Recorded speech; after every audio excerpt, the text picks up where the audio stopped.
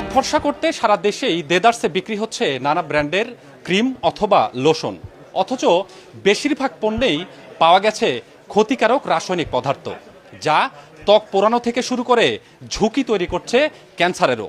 তার মধ্যে skin shine ক্রিমটা অন্যতম।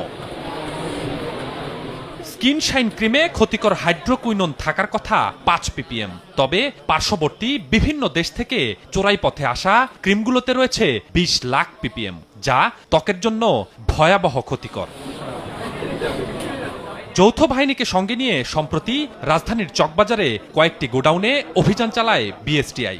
মেলে অতিরিক্ত হাইড্রোকুইননযুক্ত হাজার হাজার প্যাকেট ত্বক ফর্সাকারী ক্রিম।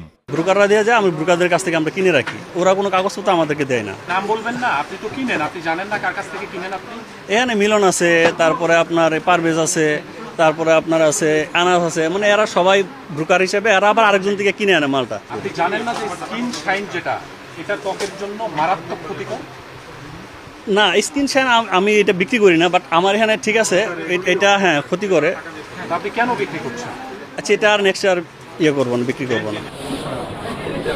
এছাড়া চকবাজারে প্রশাসনের নাকের ডগায় গড়ে উঠেছে ভেজাল পণ্য উৎপাদনের কারখানা, যেখানে প্রস্তুত হচ্ছে নিম্নমানের নকল প্রসাধনী। নকল করে উৎপাদন করে বিভিন্ন ইন্টারন্যাশনাল ব্র্যান্ডের নামে বিক্রি করা হচ্ছে। মানবদেহের ক্ষতিকারক এসব পণ্যের বাজার বন্ধ করতে অভিযানে নামে বিএসটিআই।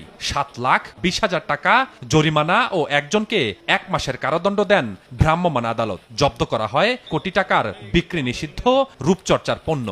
শাইন ক্রিম, যেটি রং ফর্সাকারী ক্রিম, তারপর ফেস ওয়াশ, তারপর হচ্ছে ফেস পাউডার, বিভিন্ন ধরনের, যেটি আমাদের মা বোনদের কাছে খুব বেশি জনপ্রিয়। এই প্রোডাক্টগুলো আমরা এখানে বিপুল পরিমাণে পেয়েছি, যেটিতে কিনা বিএসটি এর কোনো ধরনের লাইসেন্স নাই।